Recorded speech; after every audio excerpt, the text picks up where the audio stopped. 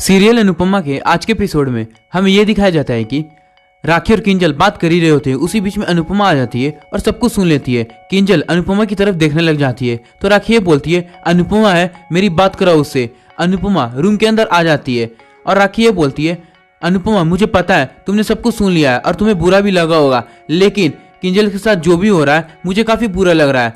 अनुपमा ये बोलती है मुझे पता है राखी बहन, जो भी इन दिनों मेरे घर में हो रहा है वो किसी को भी बुरा लगेगा और एक माँ अपनी बेटी को यही बोलेंगी जो आपने कहा है। तो किंजल ये बोलती है मम्मी आप ऐसे क्यों कर रही हैं, क्या मेरी बात का आपको बुरा लगा क्या, प्लीज आप तो मत ना बोलिए।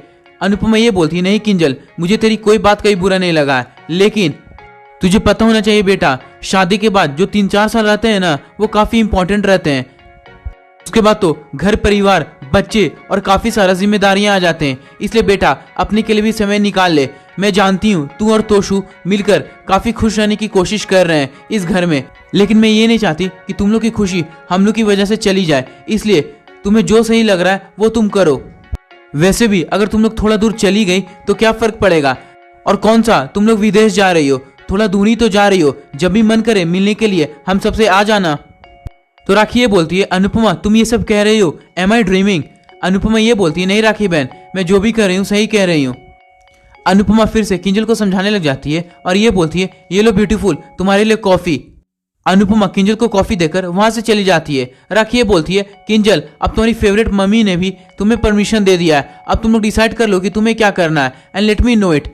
राखी फोन कट कर देती है। किंजल इधर काफी टेंशन में आ जाती है। फिर हमें यह दिखाया जाता है कि वनराज चाय पी रहा होता है और वो अनुपमा, काव्या और बापूजी की बातों को याद कर रहा होता है और एक डिसीजन लेता है नहीं वनराज तू हार नहीं सकता, लेट्स गो फॉर इट, अपने के लिए और अपनों के लिए। वनराज उठता है, काव्या के पास जाता है, उसे प्यार करता है और वो भी वहां से चला जाता है। फिर हमें यह दिखाया जाता है कि बा और अनुपमा दोनों भावेश और माँ से मिलने के लिए जा रहे होते हैं।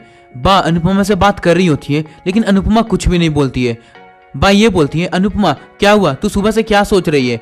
इधर अनुपमा राखी की बातें को याद कर रही होती है कि वो किंजल को घर से निकालना चाहती है, लेकिन अनुपमा बा को ये बोल देती है नहीं बा कुछ भी नहीं। दोनों भावेश के पास पहुंच जाते हैं। बा ये बोलती है अनुपमा तेरे घर के सामने ये दुकान कैसे खुल गया, कल तक तो नहीं था। अनुपमा ये बोलती है मुझे भी नहीं पता बा। उसी समय भावेश आ जाता है। दोनों भावेश को देखकर हैरान हो जाते हैं।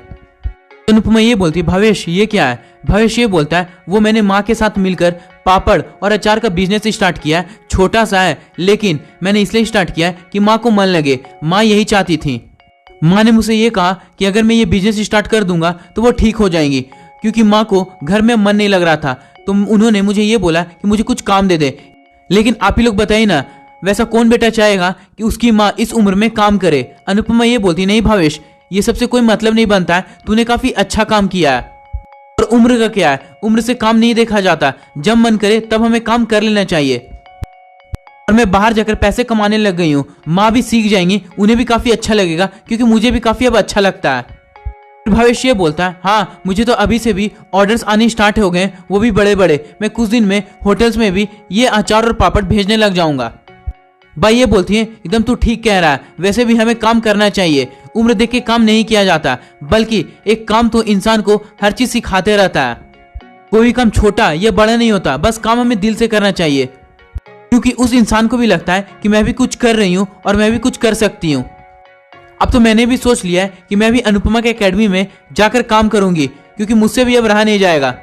और खाने का बिजनेस कहीं भी चालू हो, अगर उस खाने में स्वाद रहे ना तो बिजनेस चली जाती है। अनुपमा जैसे ही इस चीज को सुनती है उसके दिमाग में एक आइडिया आता है। वो बा और भावेश को ये बोलती है भावेश ये ले झोला और माँ को ये चीज खिला देना, मैं जा रही हूँ, मैं माँ से बाद में आकर मिलूंगी। अनुपमा कुछ नहीं बताती है और वो वहां से भाग जाती है। इधर वनराज बाहर आ रहा होता है और ये बोल रहा होता है पता नहीं कैसे होगा, लेकिन मैं कुछ तो जरूर करके रहूंगा। अनुपमा वनराज के पास आ जाती है और ये बोलती है मिस्टर शाह मुझे आपके लिए एक आइडिया आया है। वनराज ये बोलता है अनुपमा कैसा आइडिया। अनुपमा ये बोलती है मुझे नहीं पता मुझे आपको बताना चाहिए या नहीं, लेकिन मेरे दिमाग में आइडिया आ गया तो मैं सोच रही हूँ आपको बता दूं। इधर काव्या सबको इंटरव्यू के लिए फोन लगा रही होती है और अपने के लिए और वनराज के लिए इंटरव्यू अरेंज कर रही होती है। उसके बाद जब काव्या सारे लोगों को फोन लगा देती है तो खुद को ये बोलती है मुझे अपने के लिए और वनराज के लिए इंटरव्यू ढूंढना होगा, क्योंकि ढोलकिया का कोई भरोसा नहीं है, क्या पता मुझे वो 1 महीने के बाद सही में जॉब से निकाल दे, राखी सही भी हो सकती है।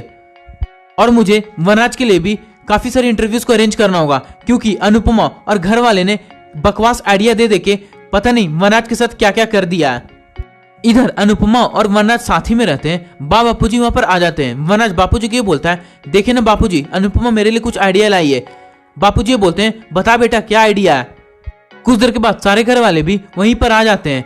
सारे घर वाले अनुपमा और वनराज को देख रहे होते हैं। अनुपमा आइडिया बताने ही वाली होती है तो काव्या आ जाती है और ये बोलती है, वनराज कल तुम 12 बजे फ्री हो क्या, क्योंकि मैंने मिस्टर जैन से तुम्हारे इंटरव्यू अरेंज किया है, वो काफी बड़ी पोस्ट पर है, वहां पर हमें काफी हेल्प होगी, तो क्या मैं 12 बजे तुम्हारे इंटरव्यू अरेंज कर दूं। वनराज ये बोलता है, हाँ काव्या कर दो। उसके बाद काव्या मिस्टर जैन से इंटरव्यू को फाइनल कर देती है। उसके बाद वनराज अनुपमा को ये बोलता है, अब बताओ मुझे अनुपमा, तुम्हारे दिमाग में क्या आइडिया आया था। काव्या भड़क जाती है और ये बोलती है, आइडिया? कैसा आइडिया? तुम किसके बारे में बात कर रही हो? अनुपमा नहीं बता रही होती है। वो हिचकिचाने लग जाती है कि काव्या को फिर से बुरा लगेगा, लेकिन वनराज जिद करने लग जाता है। फिर अनुपमा ये बोलती है, मैं ये सोच रही थी कि जो कैफे आपका दोस्त का बंद हुआ है, अब क्यों ना उससे सारा सामान ले ले और अपना कैफे स्टार्ट कर दें। जिसे सारे घर वाले इस आइडिया को सुनते हैं, उन्हें काफी अच्छा लगता है और वनराज को भी अच्छा लगता है, लेकिन काव्या अनुपमा को काफी ज्यादा सुनाने लग जाती है और ये बोलती है, चीनी का डब्बा नहीं खोलना है, कैफे खोलना है। जो तुम हमेशा अपना ठेपले वाला दिमाग सबको देते रहती हो ना, वो काफी मुझे बेकार लगता है। अरे एक बार वनराज जाकर कुआं में गिर चुका है, दोबारा उसे क्यों कुएं में जाकर धक्के दे रही हो? अपना बकवास आइडिया अपने पास रखो। और क्या ये वी छोटा मोटा काम करते रहेगा? बाई ये बोलती है, कुएं में तो वनराज का दुश्मन गिरेगा, मेरा बेटा तो 100 साल जिएगा। काव्या ये बोलती है, बा आप जो मुझे हर बार सुनाते रहती हैं, आप अनुपमा को क्यों नहीं सुनाती? मुझे ये बात समझ में नहीं आती। तुम्हें पता भी है अनुपमा, कैफे खोलने के लिए कितना ज्यादा इन्वेस्टमेंट लगता है। एक जगह चाहिए होता है, फंड चाहिए होता है, मैन पावर चाहिए होता है, तुरंत कैफे नहीं खुल जाता है। ये बात का तुम्हें ध्यान रहना चाहिए। और तुम क्या चाहती हो? जो तुम्हारे पास से मसालों की बदबू आते रहती है, कुछ दिन के बाद वी से भी आने लग जाए, तुम यही चाहती हो क्या, जो मेरे पति के पीछे पड़ी हुई हो? बापूजी ये बोलते हैं, काव्या अगर तुम्हें किसी बात का बुरा लगा है तो चिल्लाने से कोई फायदा नहीं बनता, बैठकर भी आराम से बात किया जा सकता है। काव्या ये बोलती है, सॉरी बापूजी, लेकिन अगर अनुपमा मेरे पति के बीच में आएगी तो मैं बोलूंगी। अनुपमा ये बोलती है, सॉरी काव्या, अगर मेरी बातों को बुरा लगा तो, लेकिन कोई घर में अगर परेशान रहता है तो मुझसे रहा नहीं जाता, इसलिए मैंने कुछ बोल दिया। काव्या ये बोलती है, तो अपना बकवास आइडिया अपने पास रखना, और जो तुम्हारा जो आइडिया रहता है ना कचड़ा वाला, उसको उसी की तरह जाकर डस्टबिन में फेंक देना अच्छा रहेगा। फिर वनराज ये बोलता है, थैंक यू अनुपमा इस बिजनेस आइडिया के लिए, लेकिन तुम्हारा आइडिया सही में काफी अच्छा है। काव्या भी अपनी जगह सही है। सही में बिजनेस खोलने के लिए मुझे मैन पावर चाहिए होगा, लेबर चाहिए होगा और इन्वेस्टमेंट भी चाहिए होगा। वो सब तो अरेंज हो जाएगा, मैं सब कुछ ले लूंगा, लेकिन जगह मैं कहाँ से लाऊंगा? क्योंकि जब मैं जगह लूंगा तो उसमें रेंट भी लगेगा, तो मैं रेंट कहाँ से लाऊंगा? इसलिए सबसे इंपॉर्टेंट इशू है जगह का। फिर पारितोष ये बोलता है, सही में हमें जगह चाहिए होगा, क्योंकि बिना जगह के कुछ भी नहीं हो सकता। फिर अनुपमा को एक और आइडिया आता है और वो कुछ बोलने ही वाली होती है, तो बाई ये बोलती है, क्या वो अनुपमा तू रुक क्यों गई, बोल दे, कोई दिक्कत नहीं है। लेकिन अनुपमा नहीं बोलती है। फिर बाई ये बोलती है, तेरा आइडिया पहले मुझे SMS करता है, मुझे पता चल गया तू क्या बोलने की कोशिश कर रही है। वनराज ये बोलता है, बोलो अनुपमा क्या बात है, लेकिन अनुपमा तब भी नहीं बताती है। फिर बाई ये बोल देती है, अनुपमा अपने डांस एकेडमी में एक कैफे भी खोलना चाहती है, इसलिए वो तुम्हें ये बोल रही है। वनराज जैसे इस चीज को सुनता है वो काफी खुश हो जाता है, सारे घर वाले भी काफी खुश हो जाते हैं। फिर पारितोष ये बोलता है, इट्स अ ग्रेट आइडिया, एक रनिंग बिजनेस के साथ एक और बिजनेस खुल जाएगा, वो काफी अच्छा रहेगा। फिर धीरे धीरे सारे घर वाले अरेंजमेंट्स का बात करने लग जाते हैं। समर पीछे से काफी गुस्सा कर रहा होता है, उसे काफी गुस्सा आ ही रहा होता है, लेकिन वो कुछ बोलता नहीं है। उसके बाद वनराज ये बोलता है, आई लव द आइडिया, मुझे ये बिजनेस सही में खोलना है। वैसे भी मैं कई दिनों से अपना बिजनेस खोलना चाहता था और इससे अच्छा मुझे अपॉर्चुनिटी कहीं नहीं मिलेगा। लेकिन काव्या को काफी गुस्सा आ रहा होता है, वो कुछ बोलती नहीं है। बापूजी इस चीज को समझ जाते हैं। बापूजी वनराज को ही बोलते हैं, वनराज तू सही बोल रहा है, लेकिन अंदर जा और बहू से भी बात कर ले कि उसका मन में क्या है, राय मसूला ले ले, अच्छे से सोच विचार कर ले, उसके बाद ये फैसला लेना, क्योंकि ये काफी बड़ा फैसला है। फिर काव्या ये बोलती है, बापूजी कुछ डिस्कशन करने के लिए बचा नहीं है, मैं ये नहीं चाहती कि मेरा पति ढाबा खोलकर जाकर बाजार में सैंडविचेस बेचे, मैं ये बिल्कुल भी नहीं चाहती। बा को गुस्सा आता है, वो काव्या को ये बोलती है, तू हमेशा भरी बंदूक लेकर खड़ी क्यों हो जाती है, तू अच्छे से भी तो बोल सकती है ना। काव्या बोलती है, ठीक है बा, आप अगर अच्छे से बोलने बोल रही हैं तो मैं ये नहीं चाहती कि मेरे रेस्पेक्टेड पतिदेव जाकर ढाबे में सैंडविचेस बेचे। तो वनराज काव्या को ये बोलता है, काव्या मैं तुम्हारा डर समझ रहा हूँ और मुझे ये भी पता है तुम्हें ये आइडिया बुरा क्यों लग रहा है, क्योंकि ये अनुपमा का आइडिया है, लेकिन जस्ट फॉर माई सेक एक बार मेरे लिए सोचो कि मुझे कितना अच्छा लगेगा। मैं खुद भी एंटरप्रेन्योर बनना चाहता था, ये मेरे लिए कितना अच्छा स्टार्ट होगा। इसलिए प्लीज काव्या फॉर 1 सेकंड मेरे लिए एक बार सोच लो।